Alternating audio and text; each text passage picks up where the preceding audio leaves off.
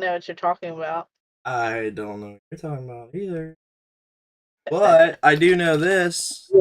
We We are are live live. for episode 50, right? Yes. The 50th Welcome. episode. Oh my god. Oh man, he's got the Okay, whole someone's setup. celebrating. That's why you didn't want to show your camera. Episode 50. What's up, Yeah. guys? Fashionably late like always. Not due to me, but Princess over there. Isn't that how it works, though? Yeah, Princess. Welcome, everyone, to episode 50. We are super excited. We have a very special guest this week. And we have Brandon, who is dressed up. What does that even say on there? Birthday girl? Birthday girl. Beautiful. Okay, perfect. You know, I Party stole it, City stonks are up. right? Always got to promote Party City, Waffle House, please sponsor. Yeah, please, Waffle House. I bought one of your shirts. We want free syrup and free Game Junction waffles and chairs and all the stuff. Extra stickiness on your chair and your table with your Waffle House. Meanwhile, I have never been to Waffle House. So I want to on one of these ventures for the community. Stop at a Waffle House. I want Brandy to go in with her Waffle House shirt. Be like, hey guys. See? Oh. Hey guys. Free waffles. Beautiful. Beautiful. Oh, I love it. Yeah, I might have to take this one off though. It's not very comfortable. It's kid size, so. You're like, it's killing me. Yes, so this is our 50th episode. We have a special guest today. So we'll just go ahead and jump into it. We're going to go ahead and talk about you and everything that you do. For all of our listeners and our watchers on YouTube and all of the different platforms, let everyone know who you are and just a little bit about you. What's up, all of you beautiful people? I'm Frank, aka Woodman FLG, aka the final boss of Super RPG Friends. I have been doing stuff involving video games basically as long as I can remember. Grand Pumbaa of Florida Gamers, the largest Florida gaming community. Used to do events. I've organized a convention. Now I work with Premium Edition Games as the marketing director, making all kinds of awesome physical stuff, physical games. We've done Switch. We have PS4 and 5 stuff on pre-order. We've done NES. We've done a vinyl. All kinds of cool stuff. That and then Super RPG Friends are pretty much my two biggest things right now. Super RPG Friends is a conglomerate. Is that? I don't know. It's a gathering of the minds of people who love RPGs and other video games. We stream. It used to just be we stream once a week, but good Lord, we stream 4 times a week now. Celebrating the history and love for the RPG genre. It's me and my 2 co-hosts, and we also have rotating cast members, new guests, all kinds of stuff. We do it on Thursdays, on Tuesdays, Sundays. Those are all RPGs, and then on Monday we have Mecha Monday, where we do like a watch party and a build party for building like model kits, like Gunpla and shit like that. Mm-hmm. So we do a lot of really cool stuff. I do a lot of really cool stuff. And it's exciting to have been a part of the gaming community for this long and get to enjoy it and get to know so many amazing people, do so many cool things. I also worked I helped run a retro store for like 5 years, a really big local chain and stuff like that. I was just reminiscing today because some of my videos from back in the day popped up on my memories today, and I had a nice little memory when we used to. It was like Clerks, but a video game store. It was honestly kind of beautiful. But yeah, I do a lot of cool stuff, and I'm really excited to be here with all of you guys again. I know you guys were on my show, and it was a blast having you, so I'm excited to come on over and talk about it a little bit. Absolutely. And for everyone watching, we will go ahead and make sure that everything is in the description below. That way you can follow along with a lot of the things that he does. So much cool stuff. If you guys don't know Premium Edition games, we will talk a little bit more, in detail about some of that. And then obviously all of the awesome things that you play and all that will come up throughout this whole entire podcast. So just once again, where can people specifically find you? I know there's different platforms that people use. Obviously, we're on YouTube and a lot of the other socials, but where can the people find you? Your easiest way is going to be for my two main gigs is our link tree. I will post it in chat, but for Premium Edition games, it's linktr.ee/Premium Edition games. Mm-hmm. That's how you can find our website. That's where you can sign up for our press list, for our email list. Mm-hmm. You can find us on Facebook, Instagram, Twitter, TikTok. We have Discord, Twitch, all those things, YouTube, all those wonderful things. And then for Super RPG Friends, it's the same thing, linktr.ee, aka Linktree. Super RPG Friends, which is going to get you. We stream on Twitch primarily, but we also upload all of our edited VODs to, I shouldn't give myself that much credit. I just cut out the intro. I love that. It takes time. Still takes time. It still takes time. She's right. We upload those to our YouTube. We also have a super active Discord where we do a lot of cool stuff in there. Twitter, all that stuff. So yeah, you can find us pretty much at all the important places. So I'm social media marketing, so I made sure that in the places that you'd want to find me, I'm there. Perfect. We do have quite a few people that follow us specifically on Twitch, so that is great. Make sure you check him out, all his awesome stuff, and that is super cool. So I just want to double check. Is there, when I'm on the Twitch, it's like not showing a video? Is this like an audio only thing that I'm not aware you can do? Am I insane? No, you're probably not insane. Every now and then, for some reason, it goes black when we go live. I'm not. Thank you for bringing. Yeah, I don't know what the deal is, but Twitch every now and again it just wants to go live. It says you're offline and it says you're live. So we're both. Duh. I love it. Yeah, we can be Twitch places apparently.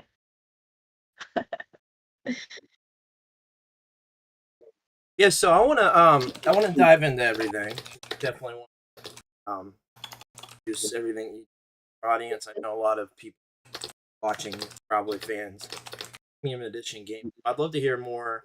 I guess sort of starting with that, about how that started and kind of what goal and mission was there. We obviously love this. Yes. Yeah, just a smidge, right? Just a little bit. Yeah, a little bit of a problem. This group. Yeah. Jump. Specifically. Not me at all. She just likes Waffle House stuff. Yeah, I am going for a full Waffle House set of promotional items. So far, I have like a jar of sticky syrup. I have one of their placemats. I need a mug if anyone has one of those. Please keep the syrup on it. And I need a set of silverware. That would be a great place to start, I think. Absolutely lovely. What a collection that would be. And somebody out there does that too. Somebody out there. It's sure 100%. Someone out there is like, I got all them goddamn salt and pepper shakers from Waffle House. I'm telling you.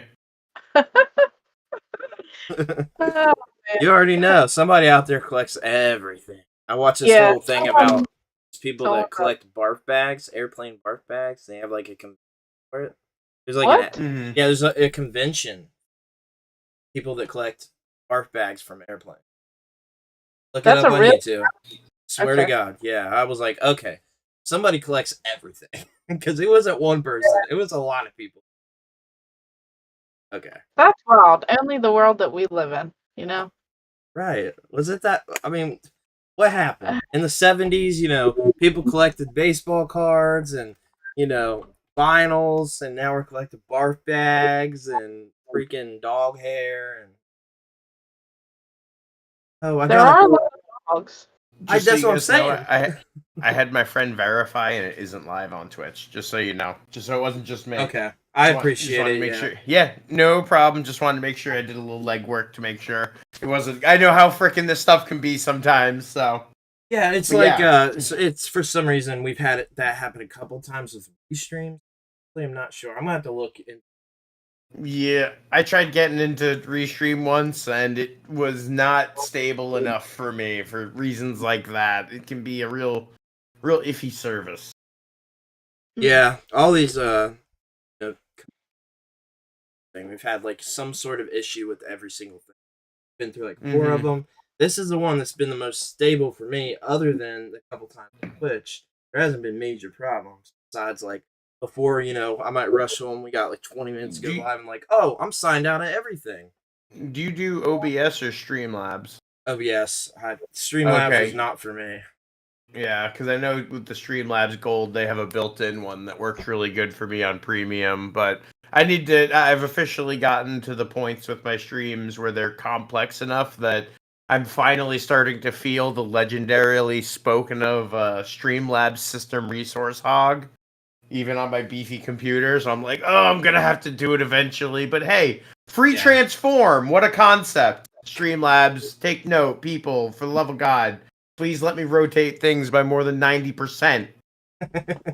I gotta get with you sometime because that's one thing I wanted to mention. But your streams, like, you can see like the progression of how you've got sort of kind of not complex, but it makes it look. It just in general looks like a more professional, fun, like community oriented stream. Like I love all the stuff going on. That's stuff that I'm not like super in depth knowledge wise. With all that crazy stuff I'd love to pick your brain on something. Well, I'll tell you, the secret sizzle is Tony. So Okay. that's the man. He is the master of this stuff, man. I am very lucky that I have a wonderful graphics guy who knows how I do things and stuff like that. And between me and him working together, like we've been able to make some really awesome, professional, unique looking streams. Like I can't get over just the vibe that we have that we've cultivated on Mecha Monday. Yeah. And it's fun because it's like we're going full Toonami with it, which is definitely an inspiration because that's where we all first saw Gundam Wing back in the day. I probably wouldn't be here, or I probably wouldn't be doing that show if it wasn't for Gundam Wing on Mecha Monday, which right now we're actually watching Gundam Wing. We just started it. Beautiful. It's been fun. But we're me and my friend, well, actually, I'll have to get you guys to edit me together a little 30 to 60 second Game Junction commercial thing. But we're actually making like our normal starting soon, which I used to just throw on some like game commercials or something. My friend is basically making like a Toonami segment for it. And actually, this isn't out there yet, but I'll give you guys a little just I'm talking about it. And it's in the works. We're actually, me and my buddy, we both like virtual reality a lot. He's actually making a virtual reality set for us to record. Like, you remember back in the day, like the old like Tom from Toonami, the robot who was the host, and he would do the commercials and shit like that? We're going to be making our own like Toonami style commercials and bumpers and like the little motivational speeches. Y'all remember the fucking Toonami motivational speeches? Like, we need more of that shit in the world, man.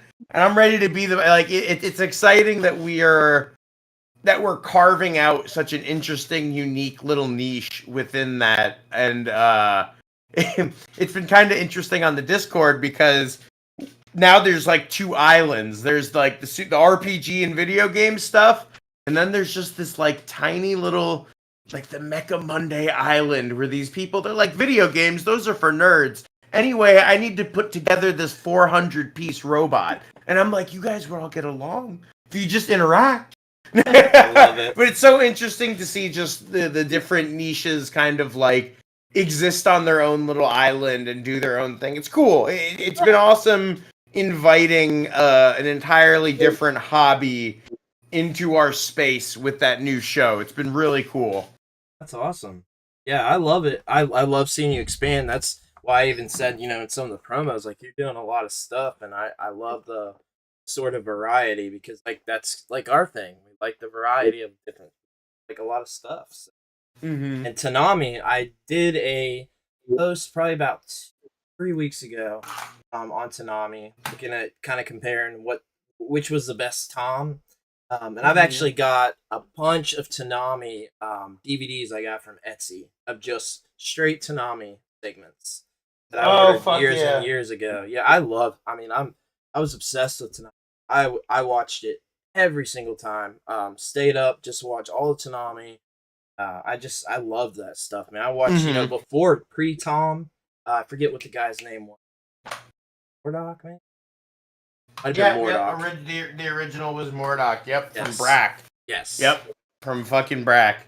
Yeah, I actually just watched. I just watched a like an hour-long video that it was just a retrospective on all like the original like Adult Swim shows, starting with Space Ghost Coast to Coast and stuff like that. It's such a good video because I'm like that guy. My sense of humor and the way I tackle like humor and stuff like that is so influenced by Adult Swim, which is definitely an extension of Toonami, right? With even the same man in Cartoon Network heading it, if I'm not mistaken. It is, yeah. It's I definitely consider Adult Swim something born out of Toonami. They were like, hey, look, we're airing this little bit more mature programming that's animation heavy and it's being well received.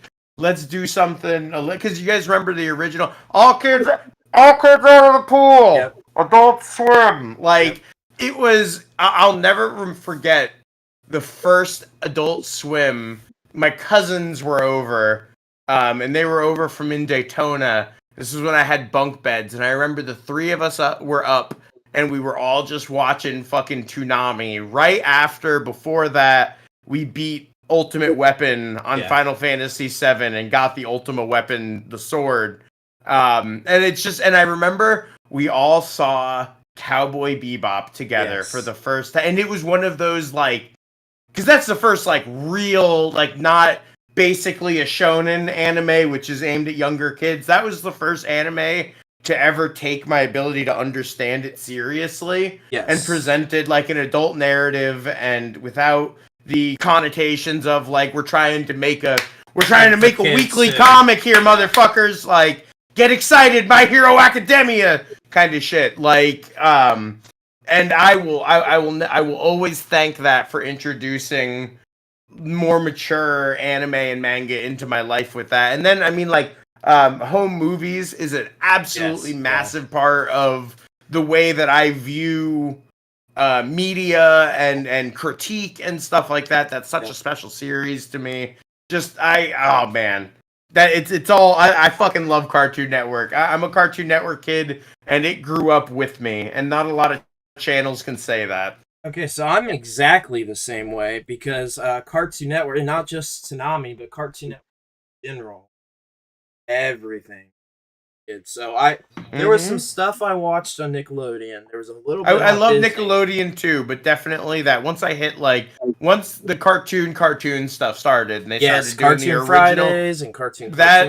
That pulled me out of the Nickelodeon economy. Like, I was like, all right, I still love this. You know, you got your great stuff, but Cartoon Network, man, just constant. Except for, I'm sure we all remember the dreaded live action period. Oh god, you guys remember that? With the game shows and shit. Oh, it was so bad. But we don't talk about that. We talk about the good here. Cartoon Network. I mean, like, there was a little bit of stuff. There was a lot still in Nickelodeon. I didn't tune in the way that I did Cartoon Network. I mean, everything, Courage, Powerpuff Girls, Dexter, everything pre that, Cow and Chicken,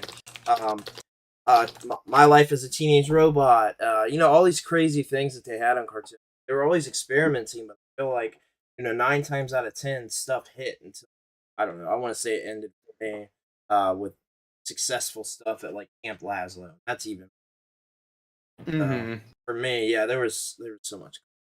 What about you, Brandy?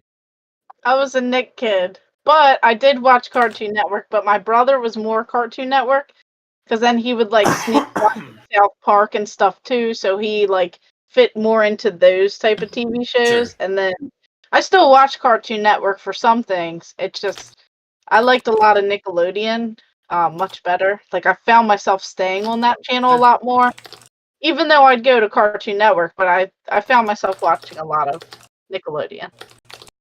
Yeah, I But mean, they both, Nickelodeon was they great. both pretty much shaped me, and the Disney Channel. I started watching that too. Yeah, because there was So- even a lot on there I love too. I mean, look, I still love Kim Possible now. I can go back and watch that anytime. There's a lot of stuff there. Yeah, I watched like Lizzie Oh, McGuire. yeah. She was my biggest crush forever. I bought her albums, Metamorphosis, when it came out. I'm serious too. I bought it right when it came out. Lizzie McGuire movie. I went to go see it in the theater. Like I loved Lizzie McGuire. Just like you and going to see the Barbie movie. I don't you even were care. You were like bringing your daughter. You're like, let me bring my daughter, but move out the way. Gotta go watch the Barbie Yeah, I don't know movie. about all that. And you probably wore your birthday girl sash that you wore at the beginning of this podcast. I You still probably got wore it right that. here. I can put it back on if you want me to. Yeah, you probably wore that at the Barbie movie too. With your crap. Your poor daughter was probably like, it's my birthday. I'll cry if I want to. No, we no. We have a lot of people who liked a lot in the comments too. Let me just Okay. get caught up real quick. So we have Millennial Collector Ohio saying, let's go. Carl is in here saying, howdy y'all. Lil Gerald is saying, why? I'm not sure what that was. Maybe when we were first starting. Millennial Collector Ohio, sweet baby Jeebus. Mysticallys, hey everyone, Carl. Hey, I love Brandy's Waffle House t-shirt. Dan. Hello guys, how's it going? Of course you have Super RPG fans in the chat. Yeah. It's weird. They're here and they're in the chat at the same time. And do. premium edition games. Hey, what's up, guys? Lil Gerald saying, shut it, you're funny. Oh my god, she has us. I think they meant to put dying, but it's like and then and then it says Gamer Us Fable. I don't know. Your comments look like that. And then collecting the box said episode 50 hype. Gerald said grief. And then we have a lot. Evening everyone, thank you for doing this again. What's your favorite? Oh, here's a question. What's your favorite Gundam games? Battle Assault 2. Straight easy. Battle Assault 2 and Gundam Breaker 3. Those are the peak Gundam games. Battle Assault 2 is a fighting game, and Gundam Breaker 3 is a, like, basically think Dynasty Warriors, but you get to customize all of your Gundam. So, I had a game and played again not long ago on the GBA that was a Gundam. I know I talked to you about it before. I think people thought I was joking too, that SD Gundam stuff. But I legitimately liked that show. Like, I was really into SD Gundam. I know there's 2 on the PS2 that I had. I still have one of them. I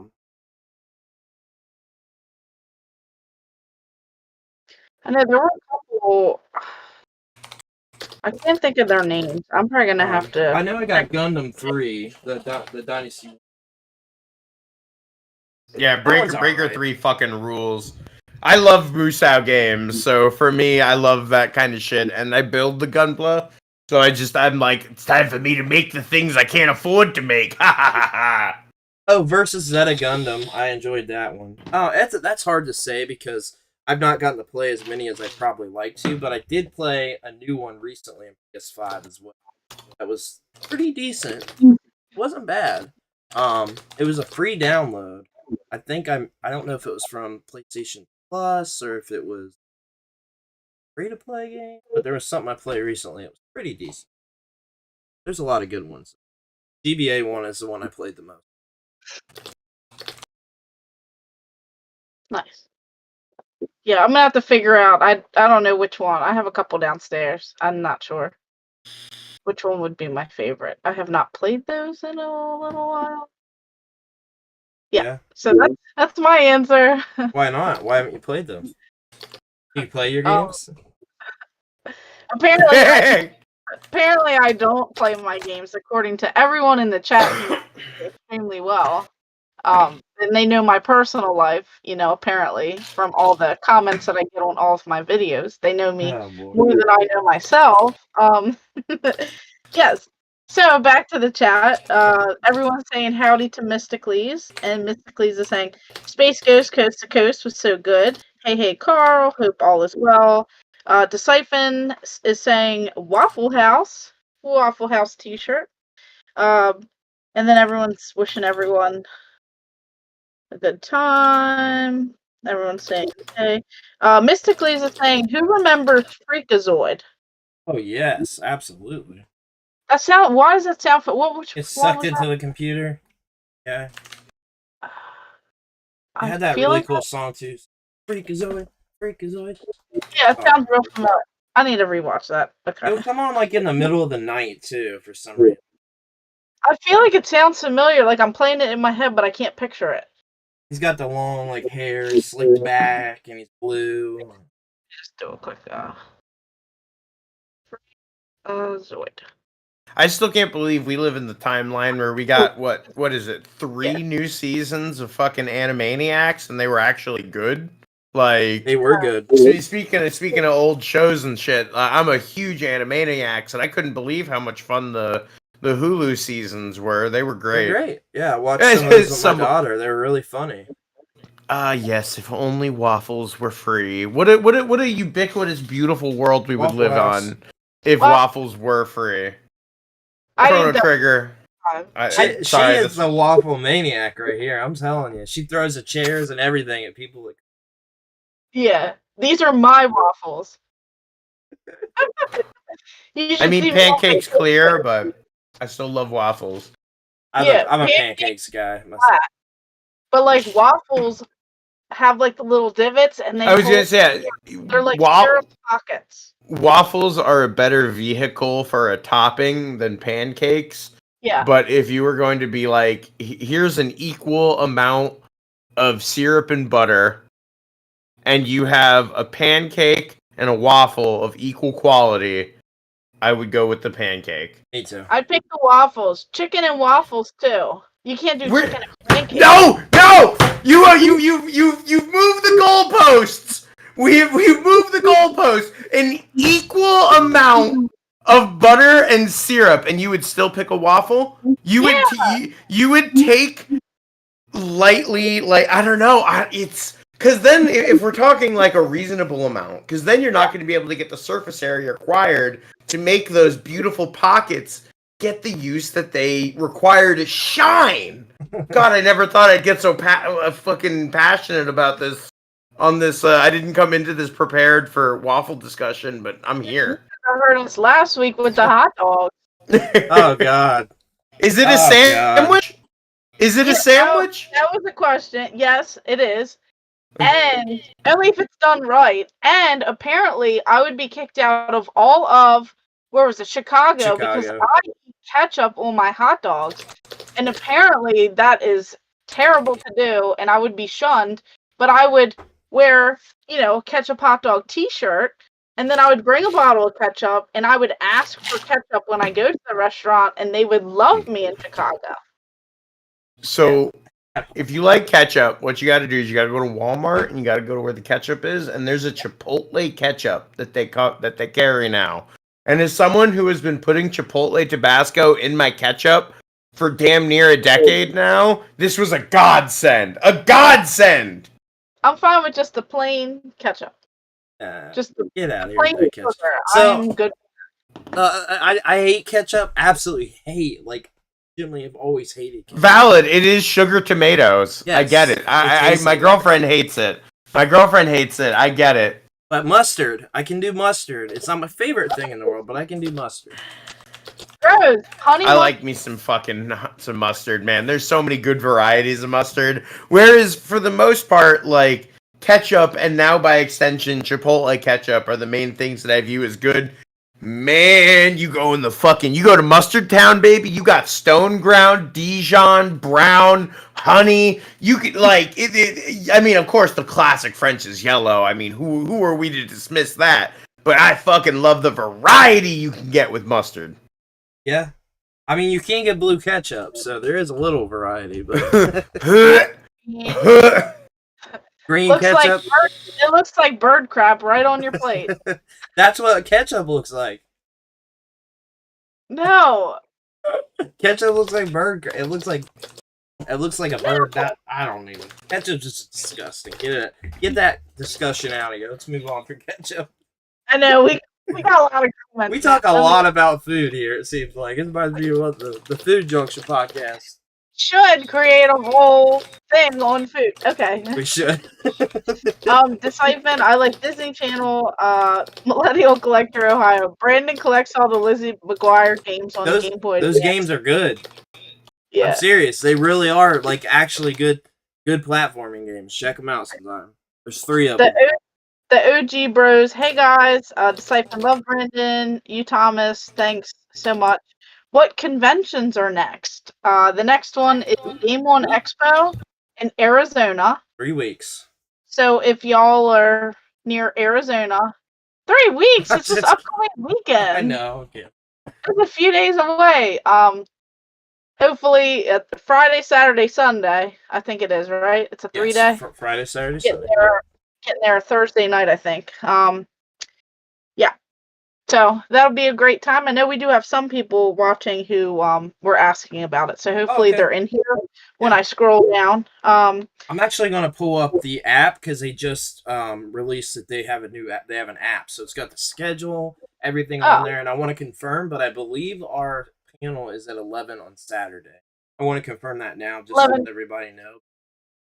Yeah, so if you want to download that app and you can check out like some of the info on us. And, yeah. Yep. Yeah, they I'll actually show it here if you're watching video. Got an app. It's on the iOS store and thing on there. We'll have to share that. You want to share that app about the convention. Can confirm Game On is great. We went there last year and I was there and it was an awesome convention. Yeah, my buddy puts that on. He's man, he put everything in. Oh yeah, he's a great dude. Yep, same. Yeah, I love that dude. Great guy. Okay, so our panel is 11 on Saturday. Details to be determined. Oh, sorry, Brandon. No, you're fine. Is this okay? We have Woodman FLG in the chat. Woodman. What's up, y'all? I finally found where people are chatting. Freakazoid rules. I'm all about it. Disciple, I'm thankful for this, or I wouldn't have anyone to talk to. We appreciate you being here. Yeah, absolutely. We have people saying, what up, chillin', been playing Baldur's Gate 3 all day. Okay. Yeah, and Stumble, I think that's how you say it. They love that game as well. And then someone, I think they meant to put that, but they put, can we talk about Bandits Gate 3? Bandits. Hey, that's a game right there. The way I've been playing it might be Bandits Gate 3 because I've been stealing everything I can. I gotta play Baldur's Gate. Baldur's Gate can't 1 recommend it enough. I'm gonna come out. I'm gonna come out and say it that I think Baldur's Gate 3 might have done dirty every WRPG release since fucking Morrowind besides Witcher 3. And I say that as someone who's not super into WRPGs all the time, but when that shit hits, it hits. Baldur's Gate 3 is a masterpiece. Just ask the Diablo 4 devs. They actually said, and if you ask me, this is fucking embarrassing. They said that Baldur's Gate 3 sets an unfair standard for a AAA WRPG. And they said that complaining. In a way, like they were trying to insinuate they shouldn't have made a game as good. They shouldn't have released them so close together. Yeah, dude. Maybe they should have made a better fucking Season 1. I don't know. D4 was pretty disappointing game overall, in my opinion. Yeah, no, I agree. Yeah, I'll have to play Divinity 2, Stumble. After seeing what Larian has done with Baldur's Gate 3, I definitely want to play Divinity 2. Yeah. Jeez, I just scrolled down in the comments. Oh, man. What? Oh no, I don't have it up. We'll get to it just a minute. Okay. I'm sorry. I'm sorry. You guys have me, and I'm ready to hit this shit like rapid Nah, fire. You're good, dude. You're good, man. We're trying to get better at it. It's okay. Follow the leader, you know? Humble said, play 3 or miss out. Me too. Is it pretty good? I think we all answered that. Little Gerald, I love you all. It's a must play. Delightful. Waffles are a delight. What is Gaming Podcast said, hey guys, good evening. Yes, if only waffles for free. A waffleholic. What is Gaming Podcast said, is Aimer an alcoholic? No. What? I don't even drink. I don't. Okay. Mystically's new EX and new Futurama. I prefer pancakes if given the option between the two. I'd love to know the difference of a podcast on YouTube versus Twitch. What's it different? YouTube is like it stays, right? Yeah, and you can do. Yeah, I guess that's the biggest difference there, right? Like I don't know. Significantly we target it. So here's my been streaming too long view on that. I don't think that there's enough organic ways to find streams on YouTube. I think that YouTube streaming works fine, but I don't think that they're quite at the level of community or discoverability that Twitch is on. I just click record when I go live, and then I just upload it to YouTube's afterwards. But that's always been my gripe with streaming on YouTube, is that I've never once been served a stream that I was like, oh shit, what's this? Not once have I ever been. The only thing I ever see is like I'll see like some dude on playing Fortnite with like 1,000 viewers. I'll get recommended, and I'm just like, I don't know. I think that for, and you know, and this could be because you guys are a lot more of a general thing than we are, so it is different. I think that Super RPG Friends and Premium Edition games fit nicely into niches, and we do best with enthusiasts. And I think Twitch is a lot better at finding those enthusiasts and core community members and stuff like that. Mm-hmm. Yeah, I definitely know for sure that Twitch, like, it's not been like it kind of has been like a downfall, but it's because, you know, we aren't strictly streaming, and it is a lot different. It's definitely different. I can see like Super RPG fits. I just feel like, you know, it fits generally pretty well into the whole system of Twitch. I just think it definitely. You guys are doing well. You said you hit a niche, specifically targeting, you know, like a lot of old RPGs and like the Gundam stuff, everything like that. The niches on Twitch, definitely. Yeah, plus it depends on like the person and what they kind of like, you know, working with, and you know, you could do well on either. It just depends on like the communities that you get into, and you know, all of that. Yeah, for sure. All right, we're gonna throw this in there. Mystically said, I prefer French toast. God, get out. I'm done. French toast fucking rules. French toast is real good. You get that good custard, and you can infuse so many good flavors. I'll keep going until he comes back. And then if you want to go even crazier, if you want to go absolutely insane, listen here, you motherfuckers. My name's Frank Wood, and I'm here to tell you, secretly, what I'm really good at is food. Secretly, what I'm really good at is food. Listen, motherfuckers, you take 2 pieces of French toast them up, and you put some banana pudding and wafers in between them, and fucking whipped topping on top, and then some sliced bananas. Oh, and then you throw a little cinnamon sugar, and you hit it with a torch really quick. You brulee it on top. Banana pudding brulee French toast. Freedom toast. Thank you, Sumble. That's what that's officially called. That is why I like French toast, because you can do some insane stuff with that. Hard pass. Hard pass. I do love French toast, but I have to like make it a certain way, I think. I can't stand French toast. But I don't even keep bread and stuff in the house anymore. I try to have like 0 carbs in the house. Yeah, I'm trying to do the same thing. It's I'm right there with you. I saw Graf Gear say he doesn't like bananas. The only reason I do bananas because I'm a monster and I don't like cream cheese. Most people do some kind of a sweet cream cheese filling when it comes to stuffed French toast, but I had to get creative. But I love bananas, so. Yeah, you can We get pretty have, creative with pretty much any food, though. You really can get Food creative. Junction Podcast. Mysticles said, yeah. so this is good. I could talk Episode about this. 1. Mystically said, bro, what's your favorite 32-bit or below turn-based RPG? I'll give you my top 2.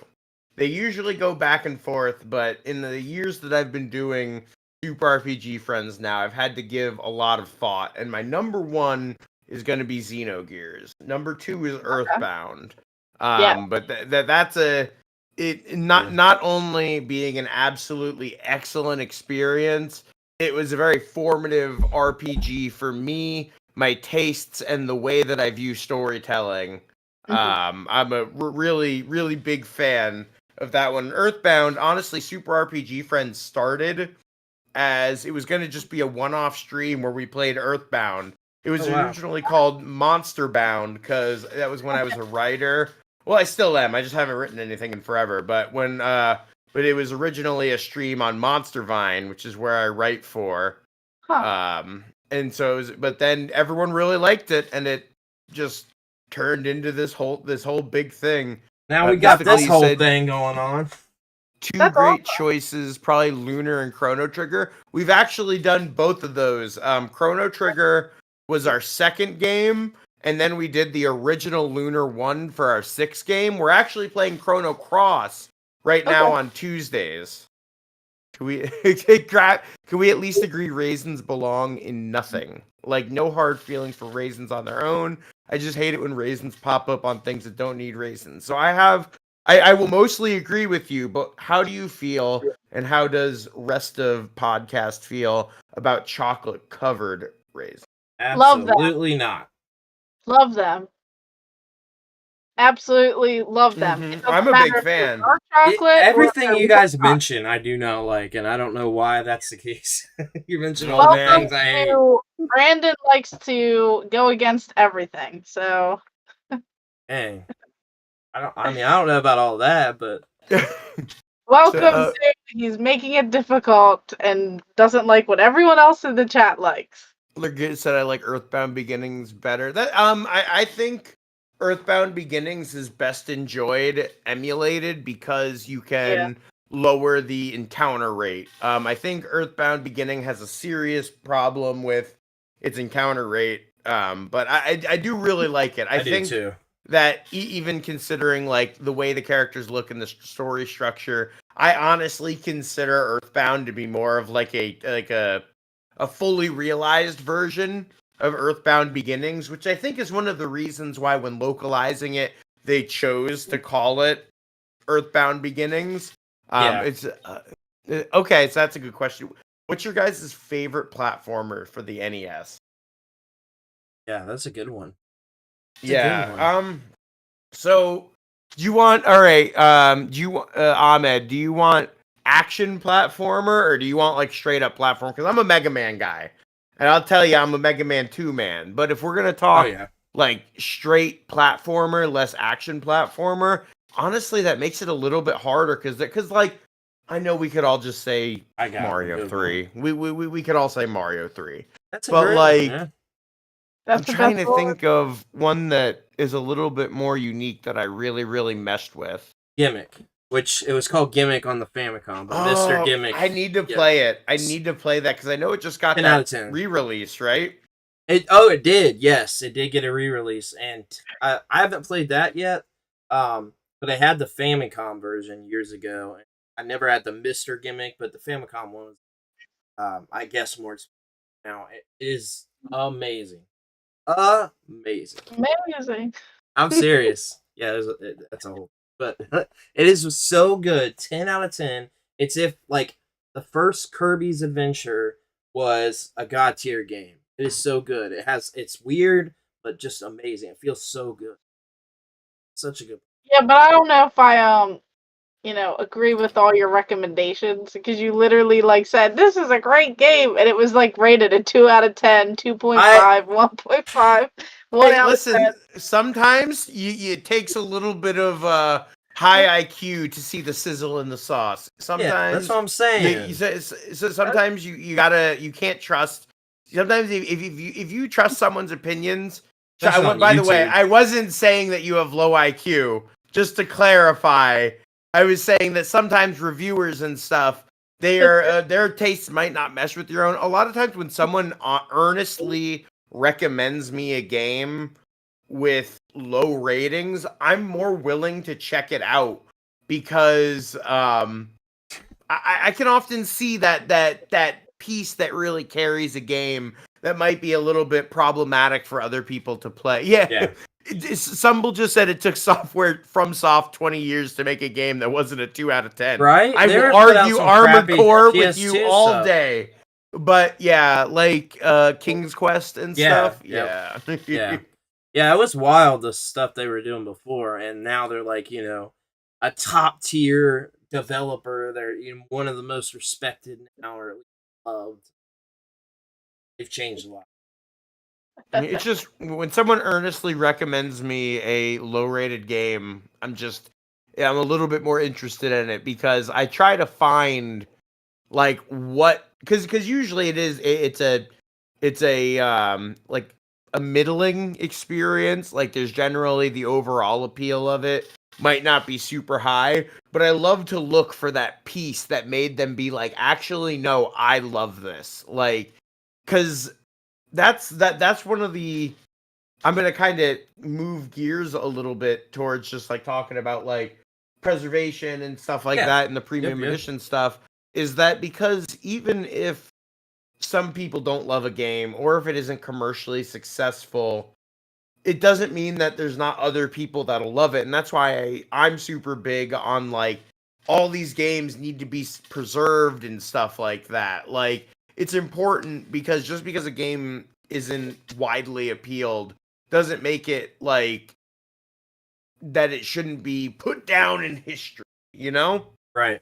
And I think, I think it's super important with the development process of games to be able to show people, later in history to reference, there was this beta version or this, revision of the game before it came out. So stuff that hasn't been dumped before, there's a lot of people out there with carts and have projects of games they know nothing about. And I think the history of that game, development of that game, all of that stuff, everything.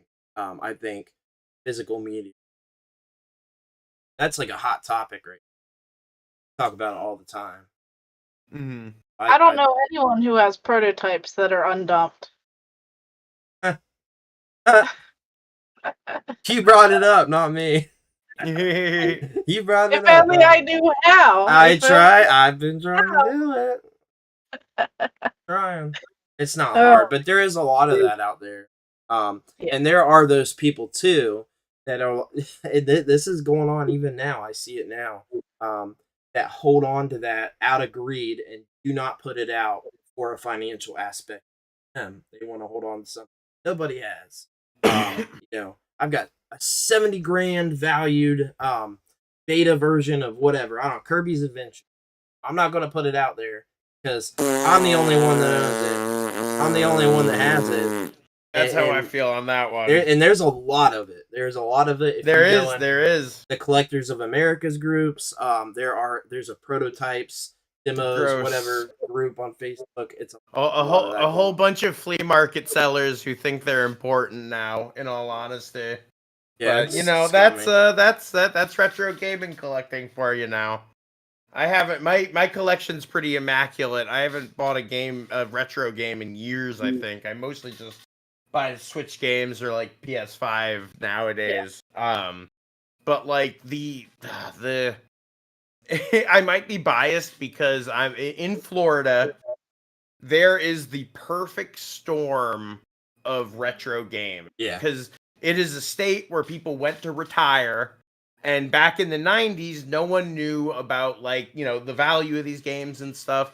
this place used to be the haven of like, ever since little Jimmy went off to college, his little video games have been sitting on the second story of the house with this CRT television, and you can have all of them for $20, and it's a fucking PVM, and like every first party game ever released for Super Nintendo, and then I hate resellers PVMs, ruined as it you all can see. because Not a fan.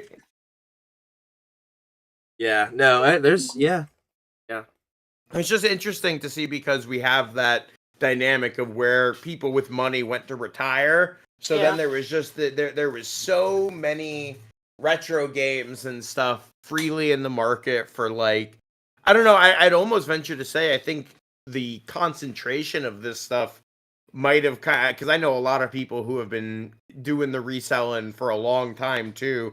I think a lot of the culture of this might have even came out of circumstance from Florida and grew from there. I might be wrong, but from my experience watching this and watching the cult, because like we have a lot of the OGs here that fucking Scott Squatch, I won't speak a fucking Game Wizard. Yeah, we have a lot of the OGs of retro YouTube here, so it's interesting to watch just how it's spread and how it's affected the way people view retro games and stuff like that.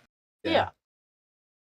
There's definitely a high concentration of it there. I've been told by many people, Scott included, that I mean it's just crazy there. I know that there's been feeling apparently finding a lot of this wild now, especially with yard sailing and a lot of that stuff. It seems like what I hear, it's a lot of collectors have it. A lot of, you know what I mean. So still out there. There's still stuff out there. well, Brandy bought all of it. You can't get any now. Yeah. And I put it all at Waffle House. And she's not gonna play it. And it's all sticky. If social media is to be believed. Yeah, you guys play your games? Is that what you do? I didn't know you did that with games. Yeah, I don't think so. I think you just go on the shelf and look at them. Now, we do have another question. I'm still up on the chat, so I'm trying to get... I'm going to pass over a few. Sorry, everyone. We have Ernesto in the chat. Everyone was talking about ketchup and mustard. We have the OG Bros. Please, guys, what's your opinion on what's the top 3 gaming conventions? Plan to visit America next summer. So what gaming conventions do you recommend?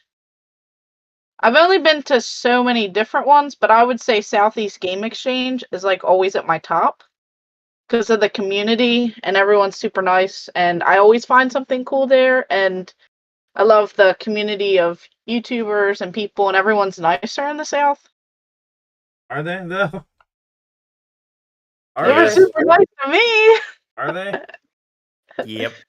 So I'd say that's one that's definitely up there. What about you guys? Portland Retro Gaming Expo, Siege, and probably. Have you been there? I have not been to Portland, but I know a lot of people that love going every single. A lot of returning people. I know a lot of people go every single year. I know that there's some that I haven't gotten to go to that we've talked about. That we would love to. SoCal. I heard Really Rad Weekend is a good one. Really rad. Dude, I'll be there. I'll fucking. It's not technically announced yet, but we'll be a guest at Really Rad Weekend again. Dude, nice. Really Rad Weekend. Now you're not because they haven't announced it yet. You heard it here first. That's awesome, dude. That's one we really, really want to go to. Top notch. If I've ever been to a convention and it felt like a vacation, not a convention, it's that one. I cannot recommend Really Rad Weekend enough. Joe Alonzo, owner of Rad Bar, Really Rad Weekend, and Rad Junk, is an amazing dude. He's so motivated and talented and has so much moving stuff. Also, all the proceeds from Really Rad Weekend are donated to charity. It's a fucking... I can't recommend enough. Definitely take a fucking Florida vacation on the beach and go to Really Rad Weekend, guys. I will bring you to some great food that made a single tear roll down my cheek. That's right, folks. I ate food so good that I had a single tear. Yes, and speaking of conventions, once again, because we have some people asking about Arizona again, so just everyone in the chat, let us know if you're going to there. We have people saying, would you guys meet up with us in Arizona? Absolutely, we want to meet up with everyone, so let us know in the comments, and then we'll get to them in a little bit. Okay, I think we answered a bunch of these. Talking about food again. Okay, talked about the raisins. I think we got a lot of that stuff. Retro Tiburon is saying, what up, peoples? The Retro Wildlands is joining us. Catching Daisies is here. Graphics Gear. I know they were in here. I don't know if I shouted them out yet. Talking about Brandon likes weird games, Mysticles. I do like weird games. I do only visual novels. Catching Daisy said, can I come on the podcast soon? I will talk to you about waffles if you want. That sounds like a deal. Yeah, that's a whole, like we said, the Food Junction Podcast, according to Brandy. Subtitle, according to Brandy. Talk only waffles. And we are... It only lets me see so many comments. There is quite a few. If we do miss any comments, I apologize. Got a lot of long ones. It looks like this could be a question. Catching Daisies would really like to talk some premium edition, and if everyone on here collects them. Yeah. So I guess a little bit more of like a backstory on premium edition games, and just a little bit more. I guess they want to know a little bit more about premium edition. All right. Well, let's talk about, guys, I'm going to let you in on a secret. I collect premium edition. Okay. I figured we'd have the expert talk about it a little bit. How about your guys' premium collection? What do you guys have? What do you guys think of the quality, the way that we would never just send you a box with a half piece of paper folded in it, stuff like that. They are phenomenal. Yes, I love all the extras. Like back when games used to come with manuals, and I have like the cool soundtrack with one of mine, and like the cool slip cover, and it's not just like a little tiny like thin piece of whatever, and like the raised boxes, like the great quality. And the games are fun, and it's physical media, and it goes on a shelf since I don't play games. So it's like, they're perfect. Okay, let me ask you this. The premium edition games you have, do you open them? Yeah, I did. It's sacrilege to open premium edition or limited run. Or the beauty of it, and review it. One of the things I love about it is that you can't truly have a complete premium edition game unless you get the challenge patch for it. Yes. So that's why I love it, that people have to open our games if they really want to. Because what would you rather have, some cellophane or another cool piece of collectible? Yeah. I think they're awesome.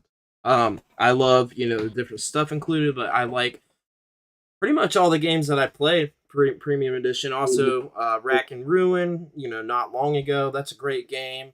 The box art is beautiful. I love that art that Paul did. I think it's phenomenal. Oh, it's an eye catcher. At conventions, it is an eye catcher. I gotta get you guys some of the recent releases. We just started shipping Raji and They Bleed Pixels. We're still waiting on the collectors for Raji because it's on the freight shipment, the big book in it. But the retros and standards for They Bleed Pixel and Raji are shipping, and we're going to be doing a second chance sale soon. So I'll make sure to get you guys those bad boys so you can show them off. Yeah. I love the releases. I think they're great. I think that a lot of these games are not getting spotlighted without what's happening. Are people that just don't. It's not even just the digital aspect, but you're given like a treatment to wouldn't have got otherwise. Yeah. Yeah. No, I agree. I think the quality is like top tier. The games are a great time. Oh wait, I don't play games, so I don't know that. No, but I think everything, is really it's great. It's great for the community. I think a lot of people need to check out, all of that stuff. And you'll find some things that you like and you'll get some bonus stuff with it. Like what it was like back in the day when you would open up things and you would get a little bit more than, just a download now and 5 hours later you got your game. Like, you know, just the whole thing. Yeah. So I see Escalated Friends. Would you anything not retro related from Premium? Would you guys do some new stuff like Doom or Mario Odyssey? Absolutely.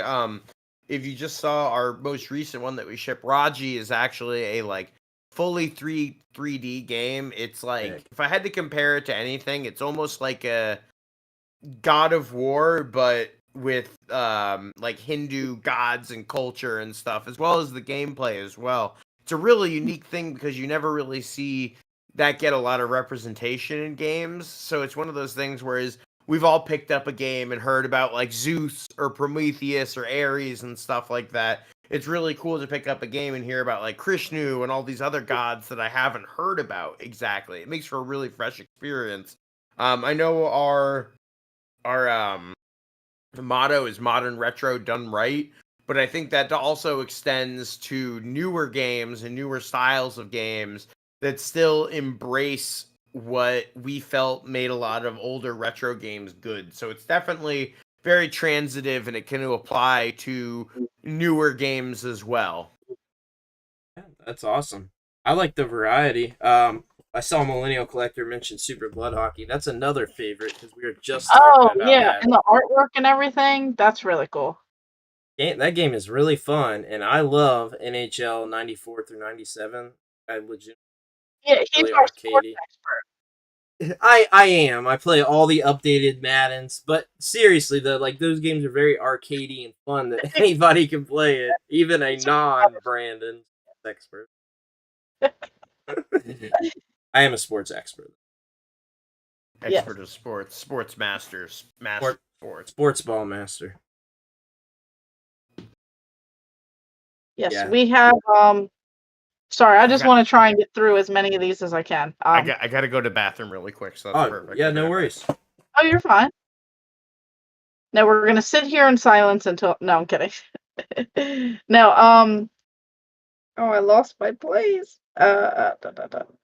Okay, we were talking about. Have you been to any Kentucky conventions? I haven't. You haven't? Yeah. It's an anime convention.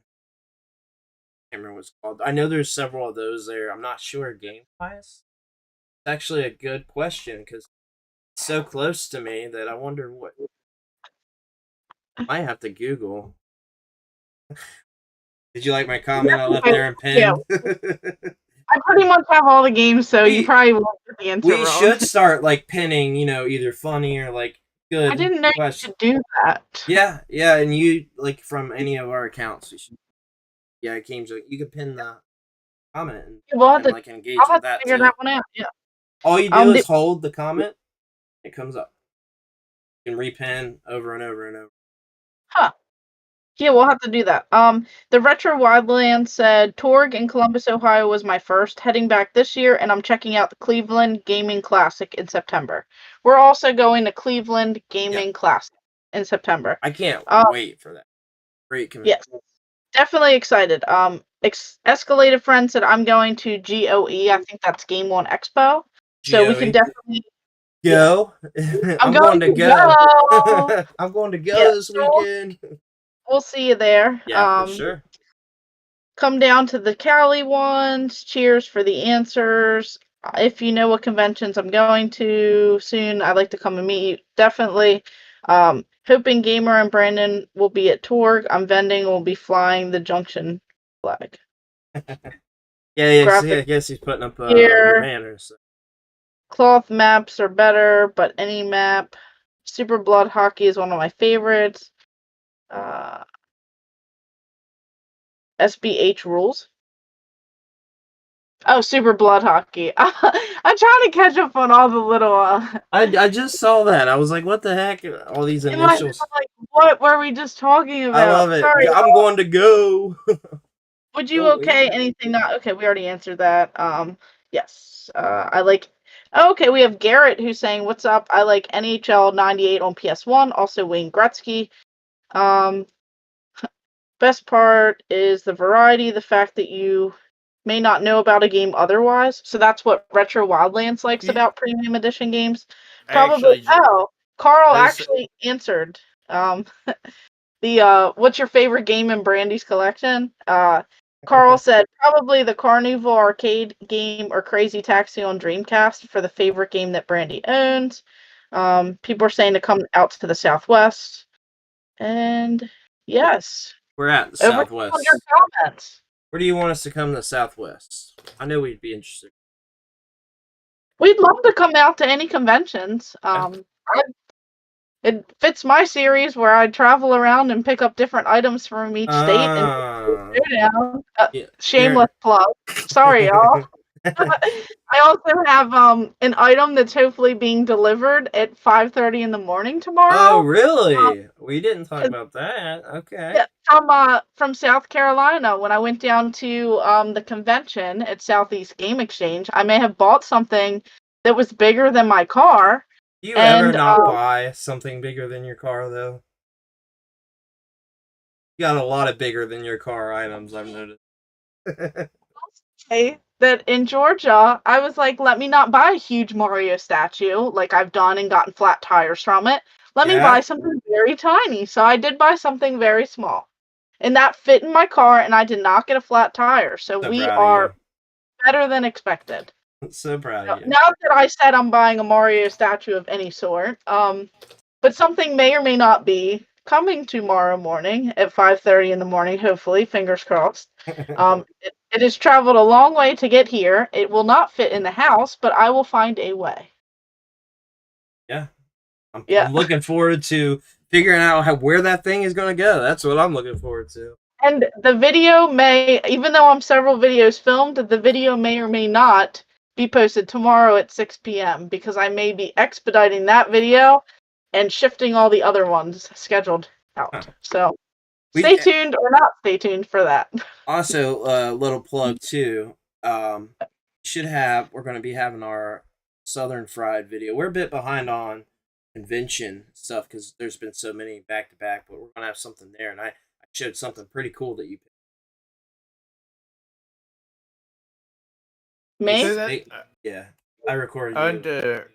Real quick, because I responded to him in chat, where Retro said best part of premium edition games is the variety and the fact you may not know about a game otherwise. I think that one of my favorite things about doing it is that we have a really core group of people who at this point, they trust us. They're like, we know that if you guys put a game out, there's something about it that's worth playing. Like I said, even if one game might not have a super crazy Metacritic score or something, I'm telling you, there's something special about it, and that's why we went with it. And I'll tell you guys, I'm the worst about it. I'm the fucking arbiter. I'm the one who will come in here and be like, listen, from a gameplay perspective, it ain't it. From a marketing perspective, it ain't it. We're not doing this. So it feels good to see people grow to kind of trust what we put out. We have a lot of people who go outside of their normal comfort zones and stuff like that with our games. And I really love to have that kind of trust from the community that they know that we wouldn't produce a game unless we knew that there's a reason you should play it. I really love that. So I love that Retro Wildlands said that right off the bat, that that's something that he likes about it. That's the kind of shit that warms my heart. Thank you. Yes, and that's all I've ever heard. Anytime anyone brings up premium edition games, or I see, you guys or whoever set up at the conventions and stuff, everyone says amazing things. The table is always packed. Everyone absolutely loves the stuff, and I've heard nothing but great things. So I think that's also great too within the community. We're all, together, we're all interested in this stuff, and I've always heard great things. And the games that I've played or didn't play, just put on the shelf, are they're amazing. Yeah, I'm glad you guys are doing PlayStation stuff now too. I I love that. Did you That's guys awesome. did you guys see the latest announcement from a couple days ago? I don't think so. Let's hear it. Oh my god, What did I- fake PE fans. No, I'm just kidding. Fake peg fans. How about that? Fake peg fans. You guys heard it here first. Brandon is a fake pegger. He's out here using his peg clout when he hasn't even pegged whatsoever. Anyway, do you know premium edition games? Do you even know? colloquially, do you even know about pegging? He's gone. He's gone again. So what He's we real just quick to leave. what we just recently announced. Listen, I'm very conscious of what shorthand for premium edition games is, and it often takes me great restraint on our Are you official even socials. a Virtual Boy fan? Oh, there Are you you go. even a Virtual Boy fan? Wait. Don't make me He's gonna redeem the watch- 10. Listen, don't make me podcast like this redeem. the rest of the time. Don't make me redeem 10 reps and make you grab the Vectrix, brother. I'll do it. Yeah, you're gonna have to look at backtracks again. You gotta How do about it. this? A little butt crack? Hell yeah. Are you even a Virtual Boy fan? There we go. One for There we each go. side. You just hold them up. It's a perfect like dumbbells, like the perfect weights. The Vectrex, they forced me to do the Vectrex the last time. My muscles were sore for days. Yeah, so what we're saying is we just announced a new Kickstarter partnership, Wow. like we did with Sunshine Manor, and then we did it with Poglings, with Chad Tronic, and now Awesome. the latest one that we're doing is it's called Crystalla. It's from a really talented all-female developing team, and it's actually a Souls-like. I love Souls-like, so I'm a little bit, when I see Souls-like, I'm like, I don't know, like I can't pass judgment on a Souls-like without playing it. And I was like, I don't know, like, I gotta play it, and I played it, and holy shit, Crystalla is an absolute fucking blast. This is on Unreal Engine 5. It's a PS5 game. Like I said, it's a Souls-like, but it's a little bit different. Something that I found myself. Well, all right, let me scroll back just a smidge here. Something that I really like about the Souls-like genre, and especially in relation to FromSoft themselves, is that they do a lot of effort into environmental design. That's something that I really enjoy engaging with. It's something I really enjoy looking at. And Crystalla takes that and integrates almost like parkour into it. So all the main characters, they're like anthropomorphic, like cat people, kind of.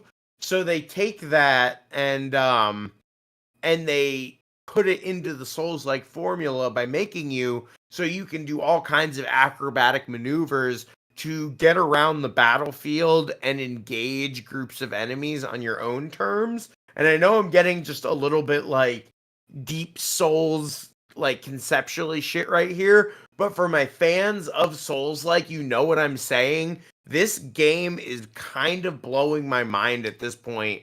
I'm extremely excited to be working together with these devs, being in talks with them. They are some of the kindest, coolest people. I'm going to be scheduling them to be on a premium edition game stream at some point where we're going to play the demo and talk about it a little bit. But I'm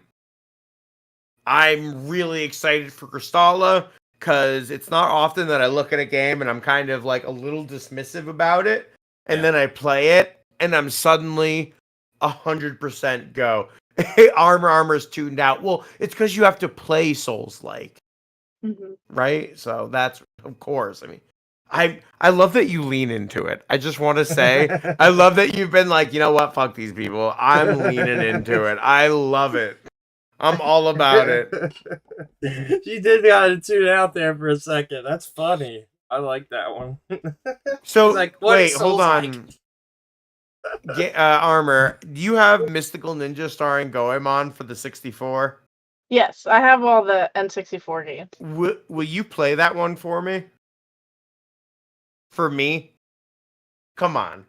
I've probably only played a little tiny bit of it. I like it. No, that's what I'm. No, we'll see. I'm asking you Like the whole to thing. play. It's my favorite Nintendo. If I was talking about it the other day because we were always anytime there's any Nintendo announcement, I say Mystical Ninja starring Goemon remaster. If they did that, I would sell my entire Nintendo 64 collection because I don't care for that system, but that's one of my favorite like 3D platforming games of that entire generation. Will you play that game for me? I'll give it more of a playthrough than what I Okay. have because Good, I also good. I saw love it. I think it's great. some of the other like ones in there. Isn't there like the one on Super Nintendo? Yeah, Yes. but It's not the same kind of they're game. fun. They're fun and all, but I'm telling you, the sizzle is in Mystical Ninja. Goemon's Adventure, Goemon's Great Adventure. That's a really good. I like Goemon's Great Adventure, but I think I prefer the. For me, one of my favorite thing about Goemon is that the world is so inventive and inviting and stuff like that, and being in a 3D environment for it makes it feel a bit more immersive, which is why I prefer Mystical Ninja over Goemon's Great Adventure. Mm. Yo, shout outs to Quest 64, baby! Hell yeah! Sorry, I saw someone. Hell yeah! One of the like 4 RPGs on the system. That means Right. it's at least it's not the worst RPG on the system. So at least it's better than Aiden Chronicles and it's better than Hybrid Heaven, but it's definitely not as good as Ogre Battle 64. You love Ogre Battle, the Well, there are predecessor some to Japanese- Final Fantasy Tactics. There are some So- Japanese exclusive ones with English translations that I am apparently now collecting. So hype on that video dropping. Here we go. I did just discover one. Over in Japan they released it. So I do actually want to give that one a go because that one actually looks pretty What good. game is it? I don't know how to pronounce the Japanese title, but I Is it think it's Psycho or Psycho? no, it's it looked pretty interesting from the little it's Well, you're getting the base game that doesn't have a patch though. How are you gonna play it? I'll figure that out later. I will like learn Japanese first. Oh my god! It looks just like that. It's something like something dungeon, mystery dungeon. Is it it's a mystery dungeon game. Yeah, I recognize that. I can't. There's Yeah, a lot of mystery dungeons. So many. Oh my god. Like it's ridiculous how many. And like multiple friends, even Pokemon. Like Oh, Sheeran the Wonder. I love that. Yeah, okay, yeah. I remember, I mean, I have that remake for technically, Vita. I would say technically my first roguelike game would be Chocobo's Mysterious Dungeon 2 for the PlayStation 1 because I mean if we look at it in modern terms, a mystery dungeon game is 100% a roguelite. LITE. Kind of you know? is. But I really Yeah, like it Chocobo is. Dungeon for the Wii. I really love that game. Mm-hmm. I need to get the one for the Switch still, just because I have such fond memories of that. Well, it's like because right now we're playing Breath of Fire 3 on our Thursday show, and we've been talking about the whole series a lot, and the 5th game in the series for PlayStation 2, Breath of Fire Dragon Quarter, colloquially it's known as 5.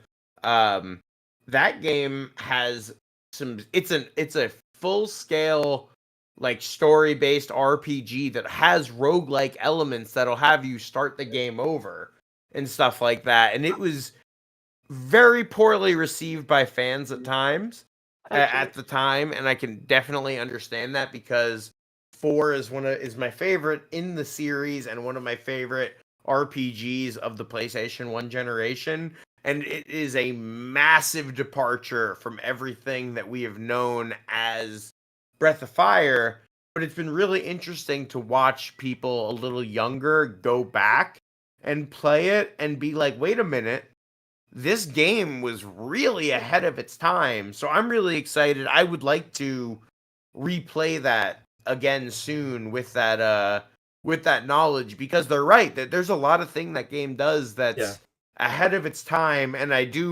we were all in the mindset of what the hell, this isn't Breath of Fire. And I get that it's valid, but I want to go back and look at it with like an adult critical mind and see if I personally can't see the sizzle that everyone is seeing. Because like I said earlier, when a game gets that kind of fucking reputation, it makes me interested in it. It makes me want to check it out. I'm kind of right there with you with that. I think that's good though, to be like that. Have like an open mind and go into something and, you know, see if it's really like that. That's why, like, when people ask, why you buy all the shovelware? Why you buy all the, crap games? Not every game is a crap game just because people say it is. You could still have fun. Even if it is like a crap game, you could still have fun with it, and you might have those nostalgic blinders that, make it a little bit more entertaining. And then if people come over and they want to play Madden 98 or whatever, you let them play that stuff. You're not going to be like, no, I don't collect the bad stuff. We did a whole video on someone that, plays the game. Yeah. Oh, wait, I don't play any games. That's right. Yeah, hold on, guys. She has people over and then they play the game. Yeah. Guys, and then I live through them, and then I say I play that game. Vicariously. Yeah. Hey, not to get off topic, but my buddy texted me and said that on Twitter, Cartoon Network is trending. Not sure why, but he's like, hey, I saw a cartoon because he watches on Twitter. Because of us and our podcast, because we just excuse me, excuse me. Do you mean on X? Oh yeah. Oh, well, yeah. Sorry, I'm spitting all over. It's disgusting. Yeah, you probably shouldn't do that. It's okay. We can still call it Twitter. It's okay. I have not one time in person called it X yet. I know, me neither. Back in the day, it was not called X. Exactly, so back in the day. We could say that now. We're old timers. Back in the day. You guys think it's going to permanently stay X? I do wonder if like there's a big loss with the brand. That is such a established brand. As the marketing man. Like, how do you change that stuff? What do you? It's been around longer than Facebook, right? Hasn't it been around a little bit longer than Facebook? Or right? I think it's foolish to abandon one of the most recognizable brands of all time.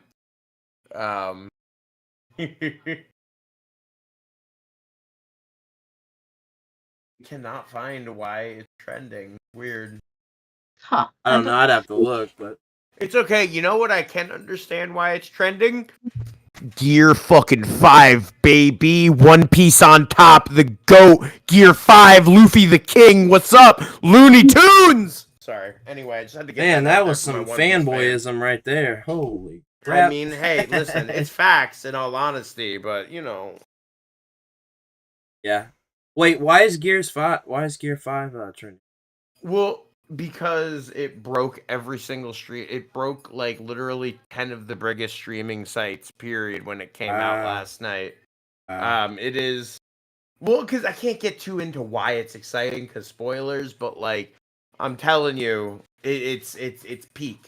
It's peak. Baby. Check it out. I'm gonna have to check it out. If you don't wanna Lionheart, you're wrong, it's fine. If you wanna watch the anime and not deal with weekly shonen anime bullshit, check out something called One Piece. Yes, it takes out a lot of it.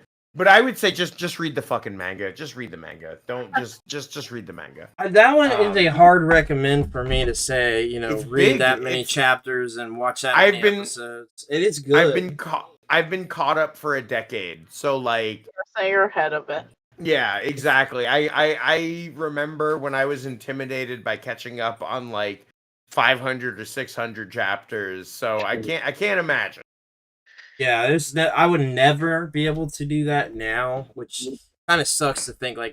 But there's no way. I would have to pace out everything else I do. In the world? Huh? You don't have enough time, all the time in the world. You don't have endless amounts of time. I can't play the games I got. I mean, I was if gonna I'm say, gonna well, do he's something, playing- I'm gonna play a He's game. playing his games, Brandy. Yeah, give me a break, Brandy. Go to Waffle House where it's sticky, Brandy. You know I'm kidding. I'm not. It's To get your It's butt to Waffle officially House. my favorite joke to lean into. Get your butt to Waffle House, Brandon. Full House. I'll be back next episode. In our 51st episode, I'll be back. No, but I should change my name. It's not Gamer Aimer. It does not play her gamers. Aimer. I'm still working on the title. So, doesn't play her here- gamers. Here's a quick aside based on because I saw it last night. Have either of you guys seen Oppenheimer yet? No, Not yet. I went and saw Barbie instead. Yeah. You didn't do both? I was with my daughter, man. Or otherwise, I probably would have tried to. Yeah. Don't bring your kid to Oppenheimer. Don't bring your kid to Barbie either. I didn't know. Which one's worse? I didn't know. PG-13, baby. I mean, they literally talked about both, parts right back to back in 2 seconds. I'm like, and and this is Barbie? Sadness and all kinds of things that the mom was talking about. Bro, I didn't even look because it was Barbie. I didn't even look. I was like, this is a kid's movie. Like, I didn't even look. I will very quickly say, if you haven't seen Oppenheimer, definitely go see it. I thought it was seriously fantastic. It was a great film. For a 3-hour movie, the pacing was great. The cinematography was great. The acting was great. Definitely go check it out. My fucking dad left because he said there wasn't enough action, and I laughed my ass off. But why I wanted to knock that out really quick is because I wanted to open up this conversation. How do you guys feel about the fact that Barbie's success made them say they want to do like a Hasbro cinematic universe? Yes. But how do if it's you not guys like Barbie, feel about that? If it's not like Barbie, give me that Transformers all day long, buddy. I'm all for it. So all the Barbie. In the chat, I think Barbie has a strong message. I feel like that's what the support of it is. It's not just a doll movie. It's not just a toy movie. It's literally, I think, more so among like the message and empowering women and empowering people. And I think that's what like Barbie's message is. I think it's like more than just going to see a doll movie. I think that's what it was. Like, Barbie can essentially do anything. She could be an astronaut. She could be a this. She could be a that. I think that's more so what you get from pregnant Barbie. Yeah, I mean, they even mentioned the discontinued pregnant Barbie. Well, and see, because this is... I was so happy when they did that, legitimately, because it was like they're recognizing, stuff. I want to see if you guys can confirm this for me, because I know a lot of people assume that it's going to be strictly focused on the female gender, but I have seen an astounding amount of male positivity from the fandom of that, where it does, through the lens of Ken, explain a lot of like the expectations of men and their position in society and pressures that people feel. I feel like it's, and like I said, I haven't gone out and seen it yet, but I have seen a lot of stuff from social media and stuff like that. It feels like it's not just about one. It feels like it's about everyone, really. It's about the patriarchy stuff. Yeah, and because it treats it as a joke, but the underlying stuff of it, and the am I Ken-uff? I love that people have embraced that from it and have seen that message from it, and I'm happy that it turned out to be something that I feel like everyone can get something out of. Whereas a lot of people thought, and I mean, like, I would be completely fine with it if it was completely focused on women and stuff like that. But I kind of like when a movie flips the scripts, and it's very representative and supportive of both sides, which seems to be the case with Barbie. And I wasn't expecting that, and it's cool to see. I like it as a whole, and we talked about it. I don't know what, probably like 2 podcasts, I think. And I in general loved the movie. I was very entertained. I think it has good. Like we talked about before, there's some weird stuff that I probably like I think shouldn't have been in the movie, or at least maybe There was like some odd it's stuff. mostly kids. Like there's a lot of kids, so I'm looking at the view parent. You could have probably done without a few things, but as a whole, I really enjoyed it. Yeah, and I then thought it like was you're good. saying with Ken, it's like, Ken doesn't ever get enough credit and stuff, but literally when you buy Barbies, you buy Ken too. Like Ken is always Yeah. there, and like Ken makes it as well. So it's great to see like an entire representation, and then when you like, not trying to get into like spoilers and stuff, but when you like see like all the different age ranges and stuff, like it all encompasses, and like the original ideas of Barbie and then taking that and expanding to everyone, it's like worth a watch for everyone. Yeah. It's I agree. important. Have you guys ever watched the Netflix show Toys That Made Us? It's a documentary series about a lot of the old famous toy brands and what brought them to Yeah, the modern there's their age. episodes, right? I think I've seen some of them.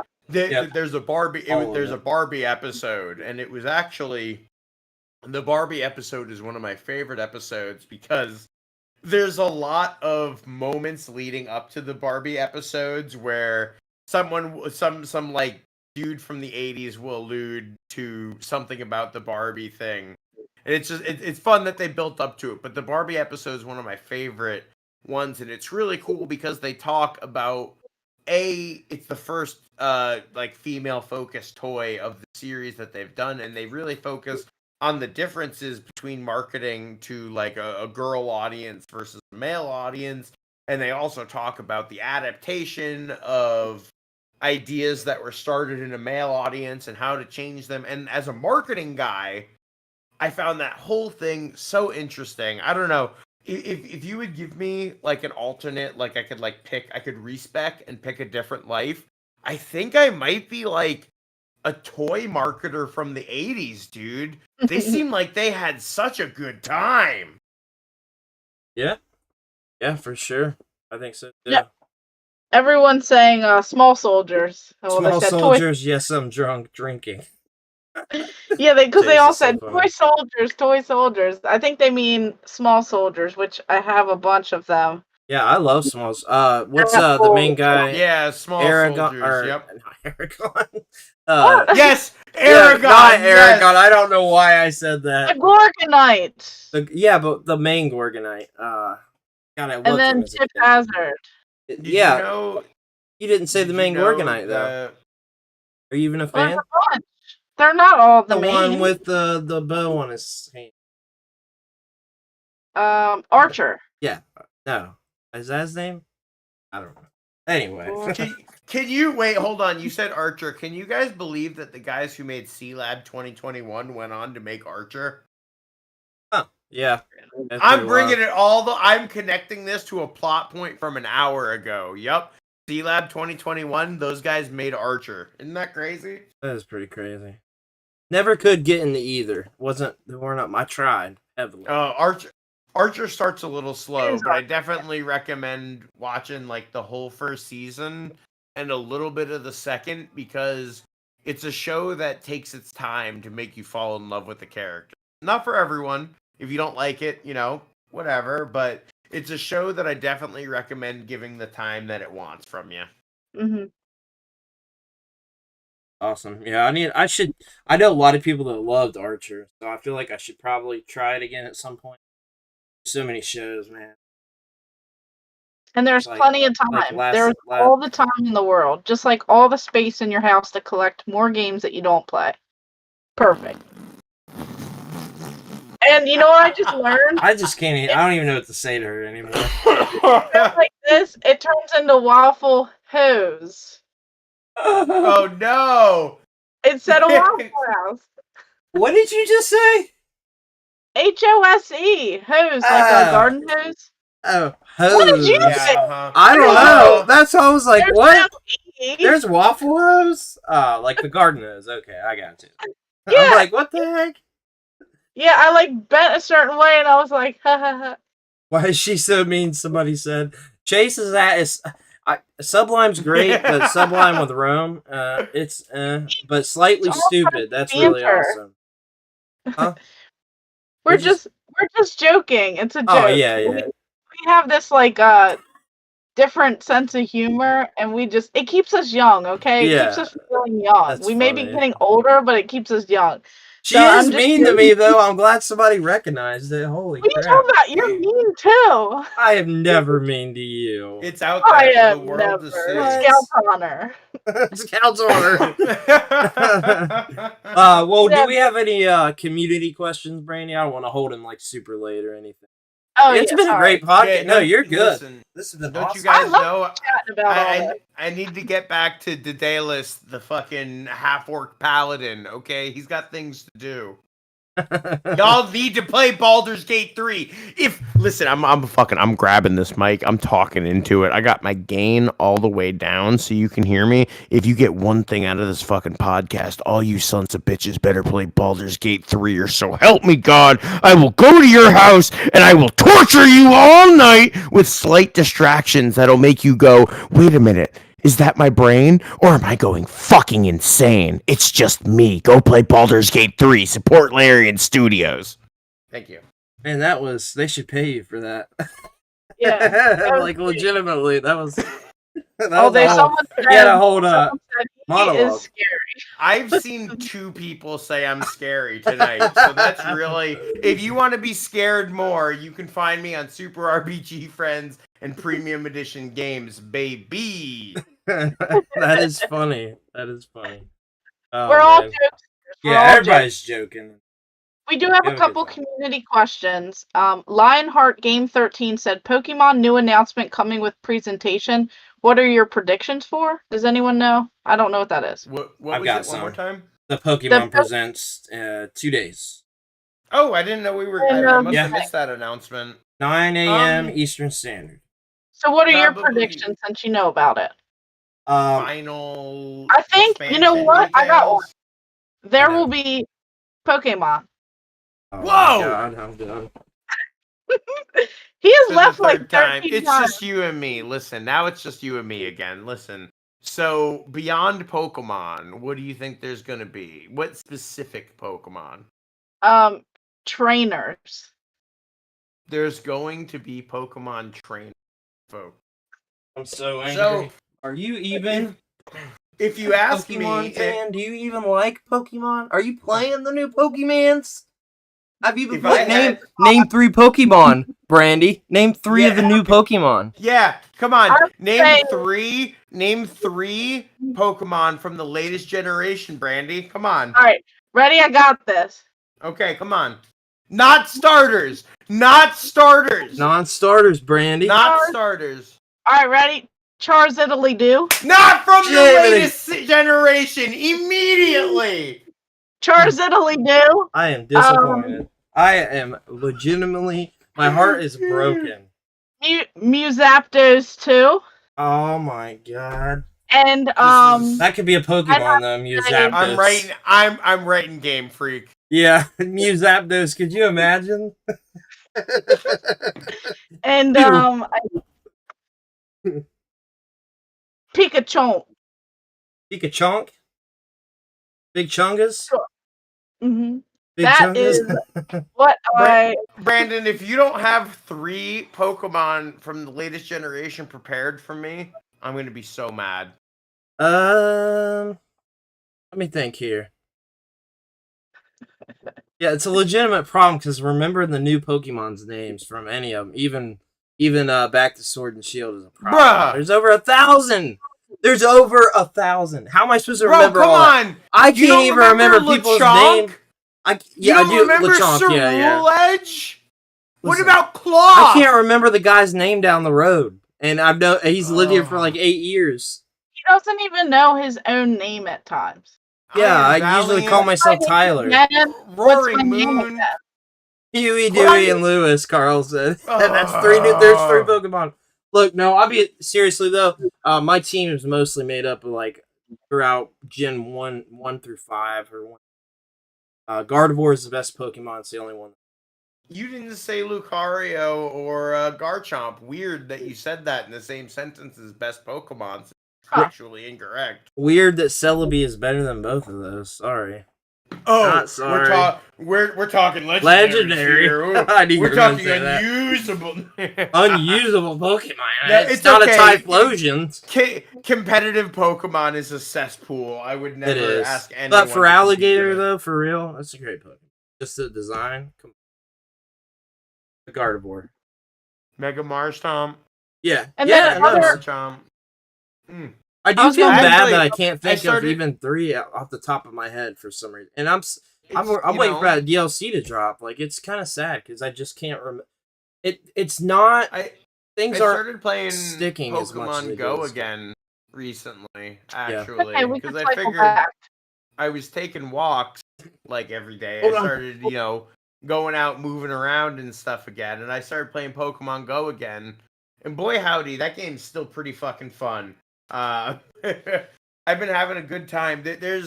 I have some random person who added me from Japan, and I just constantly send them a gift that's American Eagle.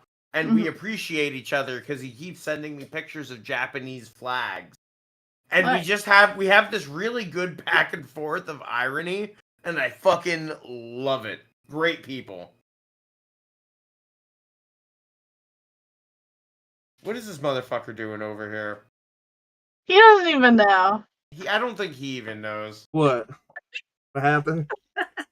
He's trying to pretend like he's in one of those sitcoms where he's playing his Sega Nomad over there, and he has his 3D glasses on, and then he's like, "Oh, hey, how's it going? No, hey, I'm over here." Yeah, it's Hello." one of those things. I don't know why, but I love doing that now. It's like a thing. It's a whole thing.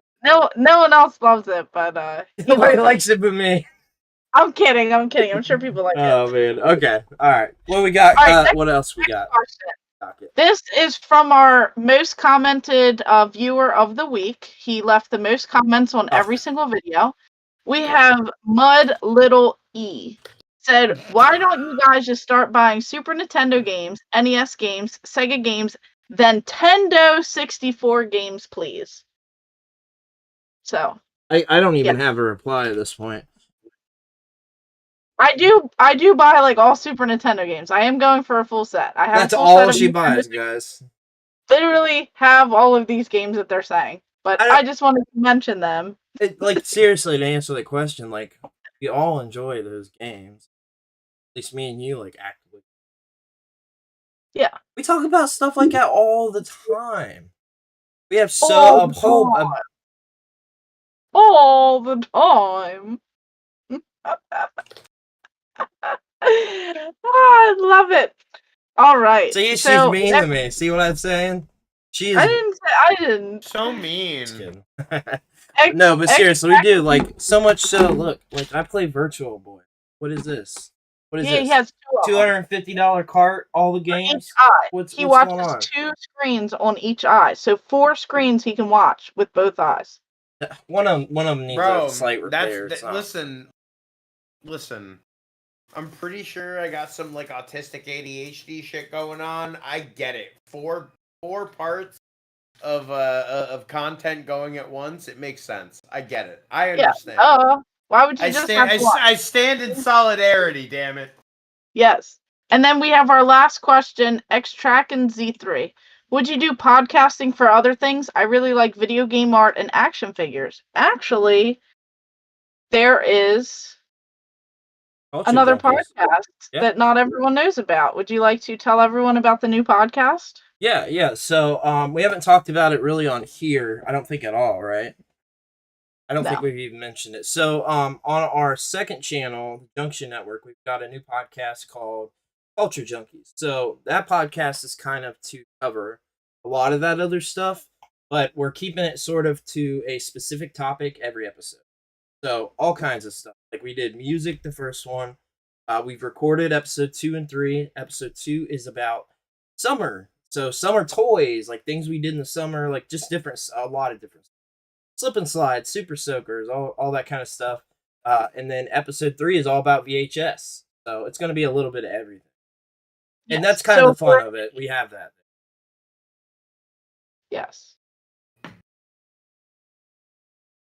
What's going on? That was the last community question. Oh, okay. That's all I have. Yeah, so Go right ahead. No, I was just gonna say we'll go ahead and I guess let everyone know, where can everyone find our special guest? Where, if you want to let everyone know once again who came in here a little bit later, where can they all find you? And we'll make sure that we'll keep all of the links in the description below. So just let them know where they can find you at. Abso-frickin-lutely. If you guys want to just check out the stream, you can go to twitch.tv/SuperRPGFriends. But if you want to see all of that stuff, oh, I actually typed the wrong thing. Hold on. /SuperRPGFriends. You can check that for all the Super RPG friends. You can check premiumeditiongames.com, or you can check this link tree for the rest of the stuff. On Super RPG Friends, you can catch us every single Sunday, Monday, Tuesday, and Thursday. If you like watching streams, you can catch me on Wednesday with Premium Edition Games. That is on Twitch, Facebook, and YouTube. Super RPG Friends stuff is only on Twitch. But I would love it if you guys would check us out. Check out our Discord. Check out all the awesome stuff we're doing. We are actively trying to make the greatest RPG show to ever air on Twitch. And if you ask me, I might be a little biased. I think we're making it happen. You know what I'm saying? Yes, yes, Gun, you are correct. So many days. Good Lord, help me. So many days. Well, we're about to be doing even more. Are you? You're doing more days? So, God. Hear about it. On Sunday morning, we might be doing a bi-weekly gaming news show too. Okay. So don't worry, I'll be sure to put the word out on that when it happens. So look forward to that. Awesome. Yeah, a lot of content coming out your way. So for our audio listeners and people checking back after the live, we'll have all that in the description below on all platforms: Spotify, Apple Podcasts, all those. And we appreciate having you on, man. Thank you so much. Great show. Yep. This was a great 50th episode. Dude. Yeah, for sure. This was fun. This was a fun one. My favorite part was the food. How everyone agreed with me in the comments. I'm only kidding. It was a great time. I learned a lot. Since I don't play the games, I learned a lot. This was great. Yeah, for sure. And we'll be back again very soon. We've got all kinds of different podcasts coming up, stuff planned out. So we've got you heard it here first, not this week, but next week. Hopefully on Wednesday we should have that. Then we'll have another podcast. Maybe. But we definitely appreciate everybody. Thank you so much. And Brandy has one more comment to make. Bye. Have a good night, y'all. We appreciate it.